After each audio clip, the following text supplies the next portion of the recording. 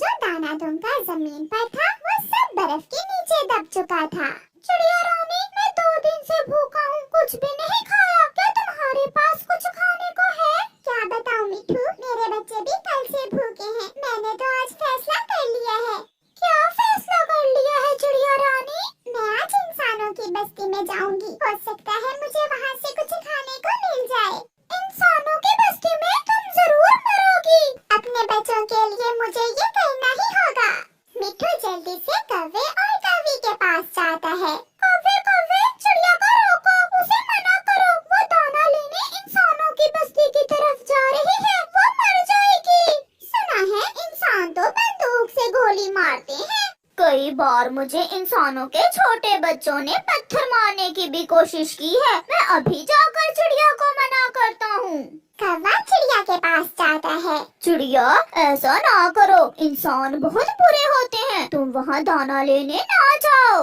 कौवे भैया, जैसे हम पक्षी अच्छे और बुरे होते हैं, ऐसे ही इंसान हैं। सब इंसान एक जैसे नहीं हैं, और मैं अपने बच्चे भूख से मरते नहीं देख सकती। चिड़िया वहाँ से चली जाती है।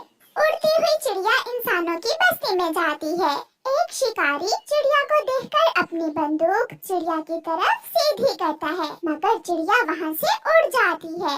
वो दूसरे घर के पास एक पेड़ पर बैठ जाती है। छोटा बच्चा जमीन से पत्थर उठाकर चिड़िया को मारने की कोशिश करता है। चिड़िया उस पेड़ से भी उड़ जाती है। फिर चिड़िया किसान के आंगन में पेड़ पर बैठकर इधर उधर देखने लगती है।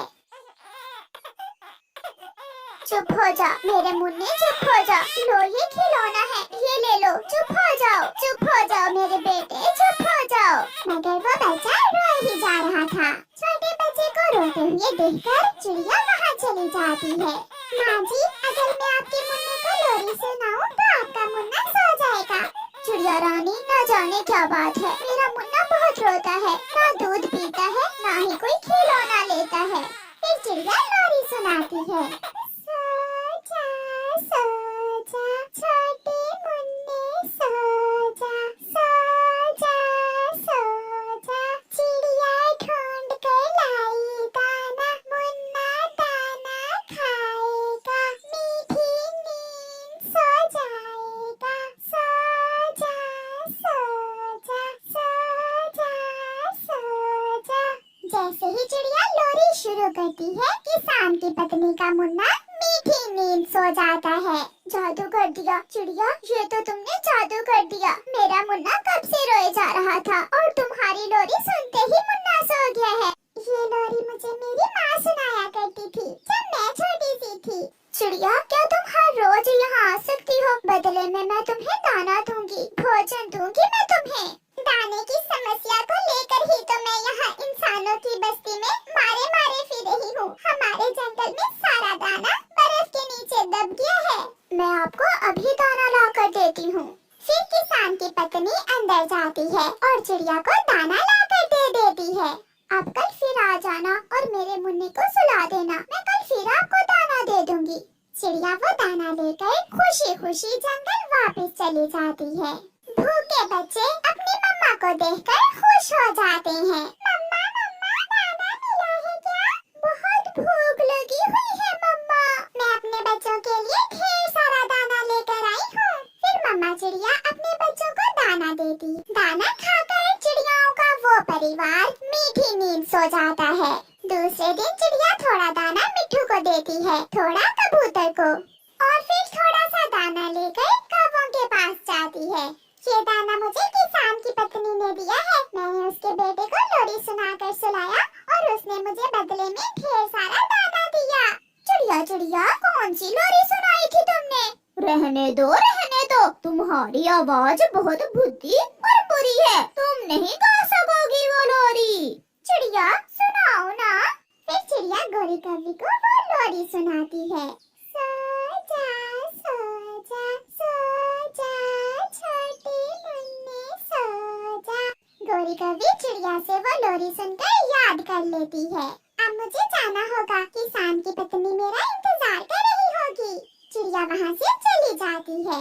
कालू जी, कल मैं भी जाऊंगी किसान की पत्नी के पास और उसके मुन्ने को लोरी सुनाऊंगी और मैं भी दाना लूंगी। देखो, तुम्हें मार मिल मिलती है या दाना? देखना, मैं दाना ही लेकर आऊंगी। किसान की पत्नी मुन्ने के पास बैठी सामने पेड़ की तरफ देख रही थी। उसका मुन्ना रो रहा था। चिड़िया भी पहुंच जाती है। मैं आ गई हूँ छोटे मुन्ने, मैं अभी आपको लोरी सुनाती हूँ। चिड़िया, मुन्ना तो सुबह से ही रोए जा रहा है। फिर चिड़िया लोरी सुनाना शुरू करती है। सो जा छोटे मुन्ने सो जा, चिड़िया लाई ढूंढ के दाना, मुन्ना दाना खाएगा और मीठी नींद सो जाएगा। सो जा। मुन्ना तो ऐसे सो जाता है जैसे वो कभी रोया ही ना हो। चिड़िया रानी, सच बहुत मीठी आवाज है तुम्हारी। ये लोरी सुनकर तो मुझे भी नींद आने लगती है। ये सुनकर चिड़िया हंसने लगती है। माँ जी, मेरे भी 2 बच्चे हैं और जब तक मैं उन्हें ये लोरी न सुनाऊं, वो भी नहीं सोते। आज मैंने तुम्हारे लिए मीठे फल रखे हैं। लो चिड़िया, ये मीठे फल ले जाओ और अपने बच्चों को खिला देना। चिड़िया बहुत खुश होती है और मीठे फल लेकर अपने घर वापस चली जाती है। चिड़िया के बच्चे मीठे फल देखकर बहुत खुश होते हैं। रात हो जाती है। सो जा सो जा सो जा, बिल्ली के बच्चे सो जा, गंदे बच्चे सो जा सो जा सो जा। कालू, ओए कालू, कुछ ऐसा ही कहा था ना चिड़िया ने? मुझे तो भूल गया, तुम ही याद करो। मैं तो नहीं पिटूंगा किसान की पत्नी से। फिर गोरी कभी लोरी याद करते करते सो जाती है। सुबह हो जाती है। गोरी कभी सुबह सवेरे ही उठ जाती है और चिड़िया से पहले पहले ही इंसानों की बस्ती की तरफ चल देती है। गोरी कभी सीधी किसान की पत्नी के घर जाती है। मुन्ना रो रहा था और किसान की पत्नी बैठी पेड़ की तरफ देख रही थी। माँ जी, आज चिड़िया ने मुझे भेजा है मुन्ने को लोरी सुनाने। चिड़िया की तबीयत ठीक नहीं थी। आज जो दाना चिड़िया को देती है वो आज मुझे दे देना। ठीक है, मगर जल्दी से लोरी सुनाना शुरू करो। कभी मुन्ने का तो रो रो कर बुरा हाल हो गया है। कभी एक लंबी सांस लेती है और शुरू करती है। सो जा सो जा सो जा, काए काए काए, चुड़ैल के बच्चे सो जा, बिल्ली के बच्चे सो जा, गंदे बच्चे सो जा, काए काए काए। ऐसी बुरी आवाज बिल्ली और चुड़ैल का सुनकर मुन्ना तो और भी जोरों से रोने लग जाता है। चुप कर जा, मैं फिर से सुनाती हूँ लोरी तुम्हें। भागो यहाँ से। काली कभी, तुमने मेरे बेटे को और भी रुला दिया है। भागो यहाँ से, वरना मैं डंडा उठाकर बहुत मारूंगी तुम्हें। पीछे से चिड़िया भी आ जाती है। सो जा, चिड़िया ढूंढ कर लाई दाना, मुन्ना दाना खाएगा और मीठी नींद सो जाएगा। सो जा। मुन्ना सो जाता है। ये देखकर गोरी कभी बहुत शर्मिंदा होती है। फिर किसान की पत्नी चिड़िया को कवि की बात बताती है। चिड़िया हंसने लगती है। गोरी तुम्हारी आवाज सुनकर तो सोए हुए जाग जाते हैं और तुम मुन्ने को सुलाने के लिए आ गई। क्या बताऊं चिड़िया, ये पापी पेड़ मुझसे ऐसे काम करवाता है। फिर किसान की पत्नी चिड़िया को ढेर सारा दाना देती है और कहती है, चिड़िया ये दाना अपने जंगल के पक्षियों में बांट देना। फिर गोरी कभी और चिड़िया खुशी खुशी वहाँ से चली जाती हैं। प्यारे दोस्तों, इस कहानी को लाइक करना बिल्कुल मत भूलना। आपका धन्यवाद। सभी मम्मा पापा अपने बच्चों से बहुत प्यार करते हैं। कोई भी दिन हो, कोई भी मौका हो, वो अपने बच्चों की हर खुशी पूरी करते हैं, जैसे चिड़ियाओं का वो परिवार। पापा, आप हमारा जन्मदिन हमेशा धूमधाम से मनाते हैं, मगर आपने कभी ये नहीं बताया कि आपका जन्मदिन कब आता है।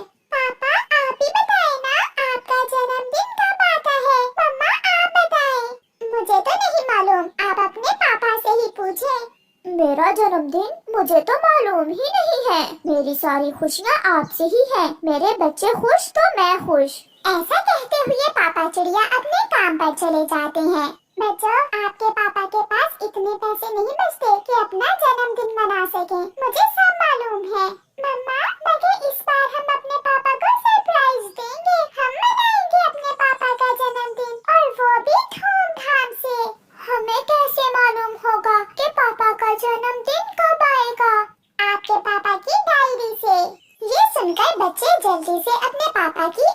खोलते हैं और उसमें से अपने पापा की डायरी निकालते हैं। कुकू अपने पापा की डायरी पढ़ता है।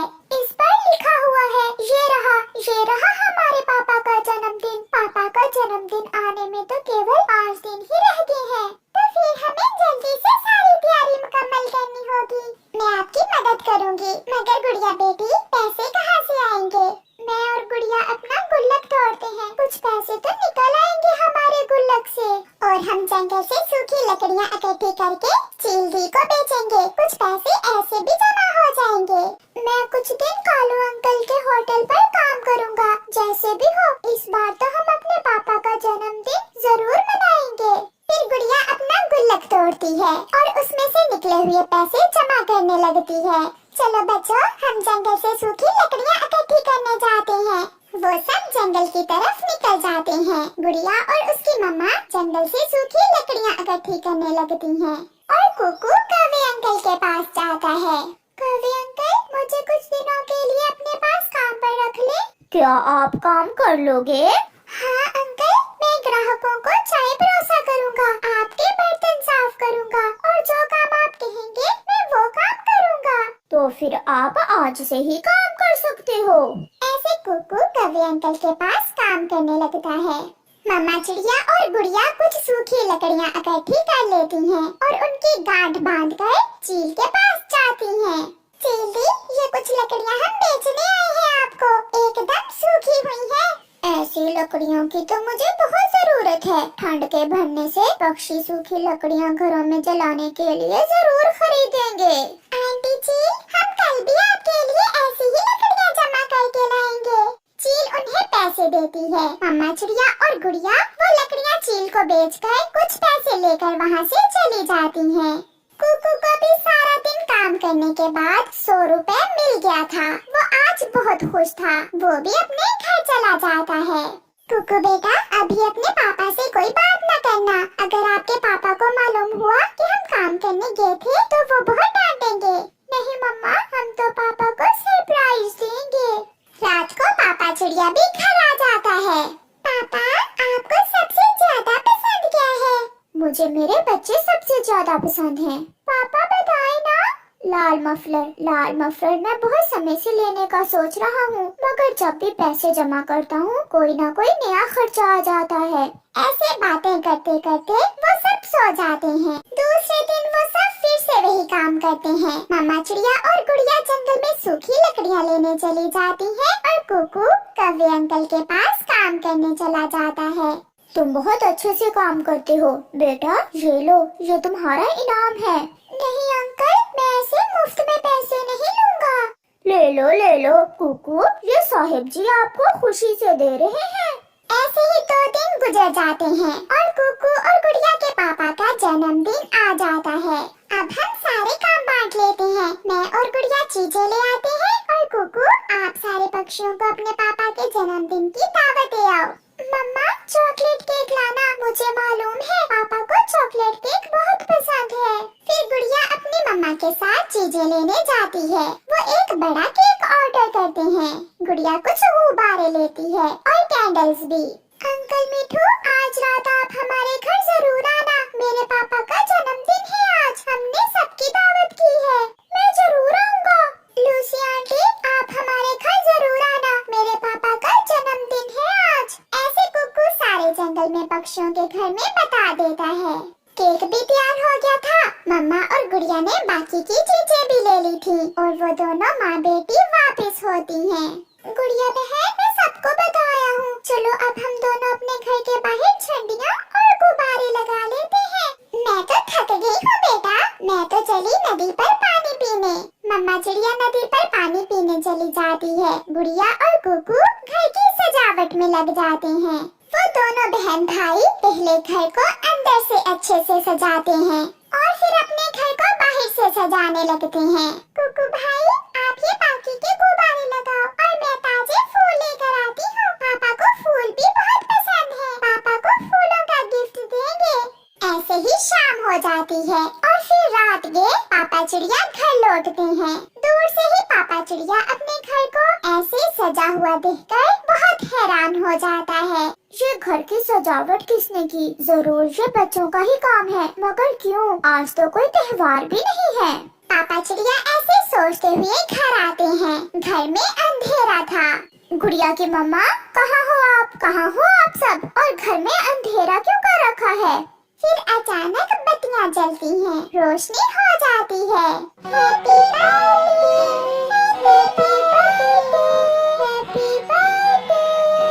अपने घर में तोता, कबूतर, कबूतरी, कौवी, कौवा और हरियाली देखकर पापा को तो कुछ समझ नहीं आ रहा था।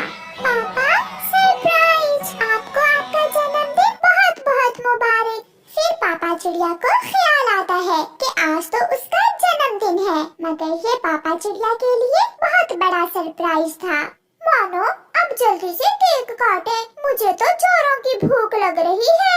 ऐसे वो सब मिलकर अपने पापा का जन्मदिन मनाते हैं। पापा चिड़िया ने अपने दोनों बच्चों को अपने गले से लगाया हुआ था। प्यारे दोस्तों, आप में से कौन कौन अपने पापा का जन्मदिन मनाता है? हमें कमेंट करके जरूर बताएं। हमें आपके जवाब का इंतजार रहेगा। आपका धन्यवाद।